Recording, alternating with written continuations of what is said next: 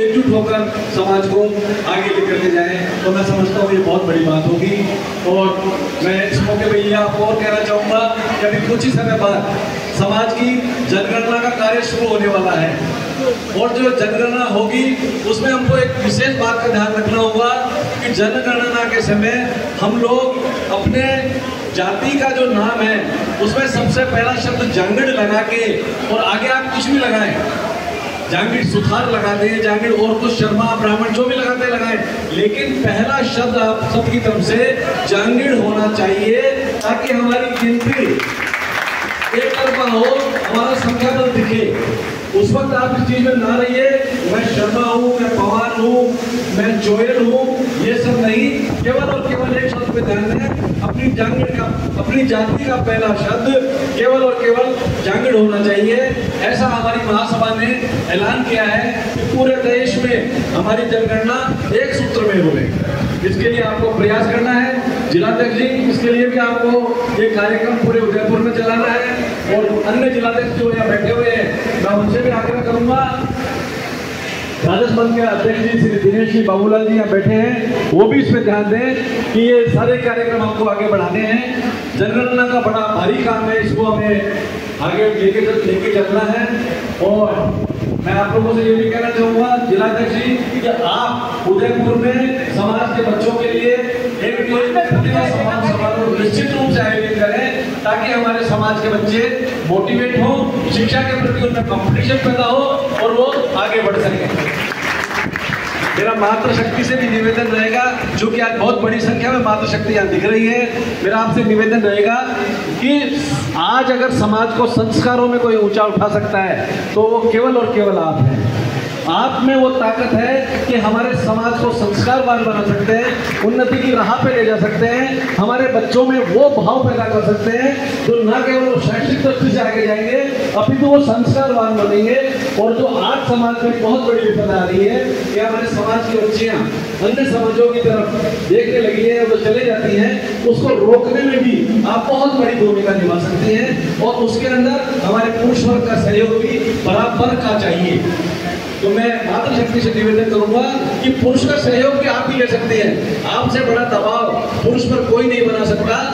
आप अपने घर में इस तरह के भाव पैदा करें, ऐसी चीज पैदा करें कि हमारे परिवारजन एक बार कम से कम खाना साथ में खाएं, और संस्कार की जो चीजें हैं वो उनके समझ में आए। बच्चों को शिक्षा की तरफ विशेष रूप से आप प्रेरित करें। हमारा युवा बच्चियां क्यों दूसरी उठ जाती है, अभी हमारी डॉक्टर रेणु जी इसके विषय में बहुत बड़ी सेमिनार करने जा रही हैं, और वो सिर्फ इसीलिए है कि हम कैसे महिलाओं को आगे लेके आए, कैसे इनको ऊर्जावान बनाए, कैसे समाज की महिलाएं आगे आए, इसके ऊपर आप बहुत बड़ा शोध कर रही है। और जिस तरह के कार्यक्रम कर रही हैं, मैं आपको बहुत बहुत धन्यवाद करना चाहता हूँ। आपकी सोच को मैं नमन करता हूँ कि आप महिलाओं को आगे बढ़ाने में महत्वपूर्ण भूमिकाएं निभा रही हैं। आप सब लोग भी इनका साथ देवें और समाज को आगे लेके जाएं। आप लोगों ने मुझे सुना और समय दिया, उसके लिए मैं अध्यक्ष जी का आप सबका बहुत बहुत धन्यवाद करता हूं, और आशा करता हूं कि आप लोग समाज की उन्नति में महत्वपूर्ण भूमिका निभाएंगे। मैं आपको एक बात और कहना चाहूँगा, अभी हम लोग नवंबर में हमारे पूरे जांगड़ समाज के बच्चों के लिए एक प्रतिभा सम्मान समारोह जयपुर में आयोजित करने जा रहे हैं। सारे जिलाओं से बच्चे जिन्होंने अच्छी परसेंटेज को हम डिक्लेयर करेंगे, 90% के आसपास हम रखेंगे। इससे ऊपर जिन बच्चों ने परसेंटेज अर्जित की है उनको हम जयपुर में सम्मानित करेंगे।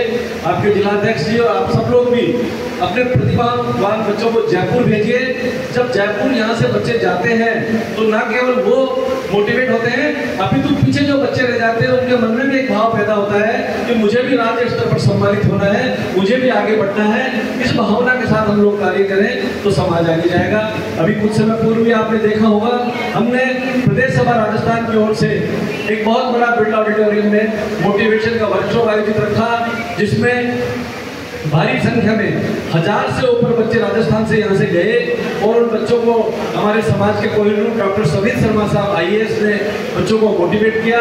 RAS श्री आशीष शर्मा जी ने उनको मोटिवेट किया, और अजमेर के बहुत बड़े उद्योगपति और मोटिवेटर श्री राधे चौहान साहब ने उनको मोटिवेट किया। बहुत ही शानदार कार्यक्रम रहा। 5.5 घंटे में बच्चों ने जो कुछ सीखा, उन्होंने जो पाया, वो जब अपने मुंह से उसका बयान करते हैं तो मैं निश्चित रूप से आपको कहना चाहता हूँ कि जो बच्चे नहीं जा सके उनको बड़ा महसूस होता है कि हमने बहुत बड़ी चीज मिस कर दी। तो मेरा केवल और केवल ये कहने का उद्देश्य है कि अगर आपने शिक्षा पर ध्यान दे लिया तो बाकी चीजें समाज में स्वतः ही अपने आप आ जाएंगी, पीछे पीछे आ जाएंगी।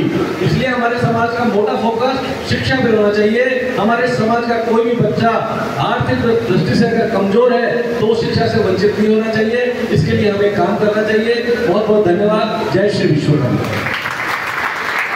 बहुत बहुत आभार घनश्याम जी शर्मा पवार का। आपने अपने उद्बोधन से हम सभी को लाभान्वित किया।